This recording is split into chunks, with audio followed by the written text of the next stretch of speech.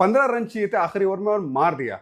दीपक चहर आखिरी ओवर डाल रहे, नहीं नहीं नहीं, दीपक चहर तो आखिरी ओवर का गेंदबाज नहीं है ना, दीपक चहर मिडिल ओवर्स का गेंदबाज है। क्या हार्दिक पांड्या खुद डाल सकते थे? क्या एक ओवर ट्रेंट बोल्ट की रख सकते थे? क्योंकि बुमराह की तो वो गेंदबाजी उस तरह से चलाना वो बड़ा जरूरी था, तो वहां पे सही था। लेकिन क्या एक ओवर एक अच्छे गेंदबाज की रख सकते थे? जो शुभमन गिल ने जो किया है ना कि मुंबई इंडियंस मुंह पे हाथ रख लो, हो गए 5 टाइम के चैंपियन। जब से हम आए ना बबुआ, एक बार भी चैंपियन नहीं बने और हम बन चुके चैंपियन। और हार्दिक पांड्या को बहुत बड़ा मैसेज दिया शुभमन गिल और आशीष नेहरा ने कि हमारे लेवल पे आके दिखा दो। पहले गुजरात टाइटंस के जो टॉप ऑर्डर है वो for some reason out of form चले जाते हैं, एक मैच में रन स्कोर नहीं करते हैं, तो क्या उनका बॉटम उनको संभाल लेगा?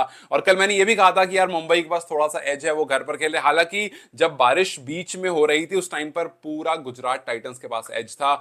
इस मुकाबले में ना इतने सारे ट्विस्ट एंड टर्न, इतना ज्यादा ब्रेक देखने को मिला, यहां तक कि अंपायरिंग पे भी ना बहुत ज्यादा सवाल उठेंगे। कई डिसीजन ना वो बिल्कुल सही थे नहीं। खैर, सबसे इंपॉर्टेंट बात जो मुझे लगी गुजरात के लिए, जिस तरह से जो प्लानिंग थी ना, स्पेशली मिडिल ओवर्स में, क्योंकि अगर आप देखेंगे 10 ओवर में तो लगभग 90 रन बन गए थे।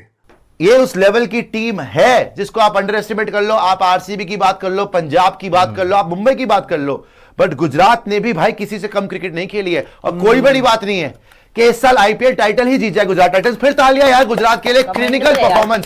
इतनी कैचेस छोड़ने के बाद, इतने एलबीडब्ल्यू छोड़ने के बाद क्या परफॉर्मेंस दी है, क्या परफॉर्मेंस दी है गुजरात टाइटंस ने, mind blowing. What do you think?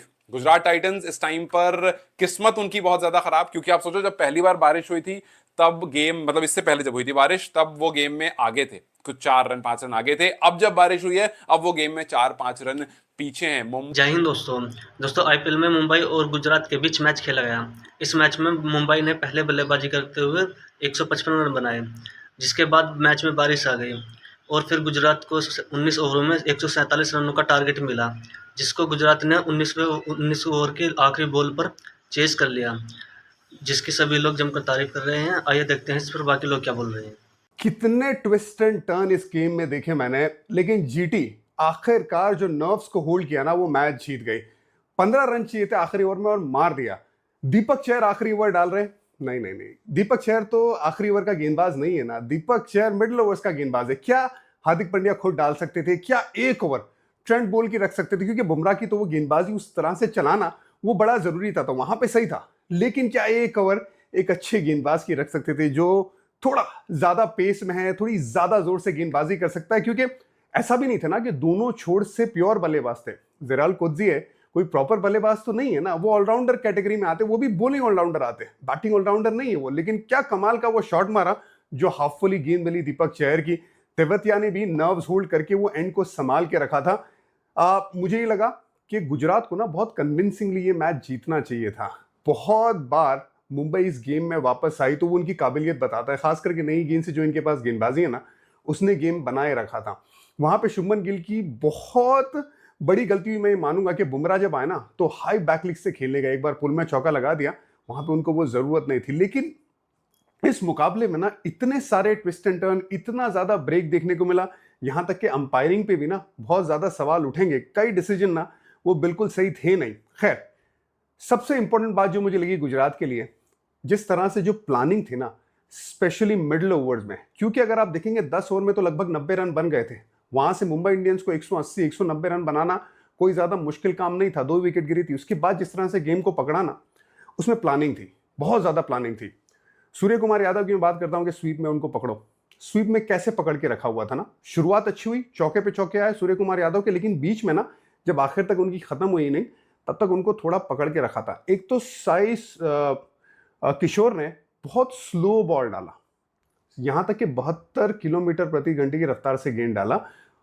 जबकि आप फिंगर स्पिनर को देखते हो ना, 96, 97, 98, 100 की स्पीड से जाते जडेजा, अक्षर पटेल, आपने देखा होगा, लेकिन साई बहुत स्लो भी डाल रहे थे। शुभमन गिल ने जो किया है ना कि मुंबई इंडियंस मुंह पे हाथ रख लो, हो गए 5 टाइम के चैंपियन। जब से हम आए ना बबुआ, एक बार भी चैंपियन नहीं बने और हम बन चुके चैंपियन। और हार्दिक पांड्या को बहुत बड़ा मैसेज दिया शुभमन गिल और आशीष नेहरा ने कि हमारे लेवल पे आके दिखा दो पहले।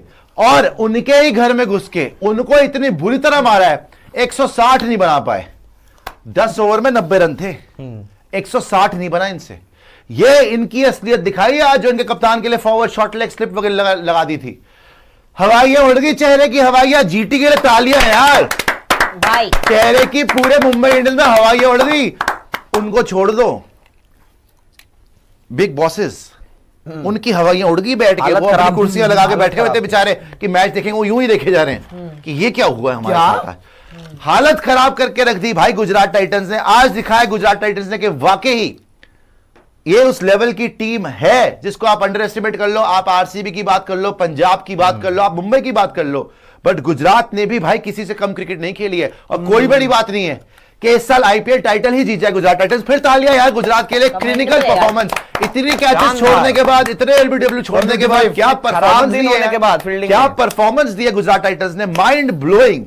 और यकीन नहीं आता कि यार वैभव सूर्यवंशी ने इस बॉलिंग पे जो है 100 मार दिया भाई, 35 गेंदों में 100 मार दिया। Yes. वैभव सूर्यवंशी को भी सलाम है यार, जो उसने बैट से किया भी था ना उसके बाद वही है उसके लिए। लेकिन किसी ने यार इस बॉलिंग के अगेंस्ट, इसके जिस बॉलिंग के अगेंस्ट मुंबई इंडियंस अपने घर में 160 रन नहीं बना सकती, उस बच्चे ने 14 साल के 35 बॉलों पे 100 मार दिया। सोचो आज कितनी इज्जत बढ़ जानी चाहिए वैभव सूर्यवंशी की सबके लिए। लेकिन खैर, हैविंग सेड एवरीथिंग, आज मुंबई इंडियंस किसी हद तक बहुत बुरी तरह एक्सपोज भी हुई है।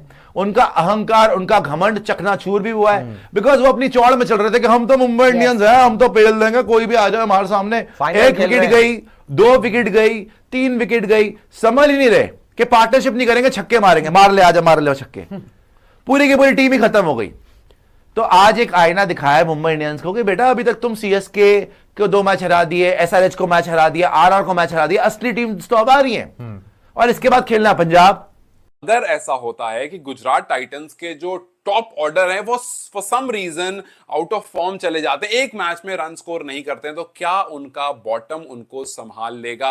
और कल मैंने ये भी कहा था कि यार मुंबई के पास थोड़ा सा एज है, वो घर पर खेले। हालांकि जब बारिश बीच में हो रही थी उस टाइम पर पूरा गुजरात टाइटंस के पास एज था, लेकिन all of sudden Jasprit Bumrah आए और उन्होंने पूरी कहानी पलट दी। सो यस, कल इस बारे में हमने बात की थी और कल मुंबई इंडियंस, मैं मुंबई के ही साथ था, अगर आपने वो लाइव देखा होगा तो यू मस्ट हैव सीन कि मैं इस बारे में बात कर रहा था कि गुजरात को रोक सकता है मुंबई और उनका पहला टारगेट ही यही होगा कि भाई टॉप ऑर्डर को कैसे निकाले, बिकॉज हार्दिक पांड्या इस टीम के साथ रह चुके हैं, साई, शुभमन गिल इनके साथ काफी क्लोजली काम कर चुके हैं। सो आज देखो एग्जैक्टली वही हुआ और मतलब लग रहा है अब यार कि मुंबई के हाथ में सब कुछ है और कुछ भी नहीं है इनके हाथ में, गुजरात टाइटंस के हाथ में। शान कह रहे हैं सर यू लिसन मी, मैं सुन रहा हूँ। शान बताओ कैसे हो आप? वेलकम, हाय, कैसे हो आप लोग?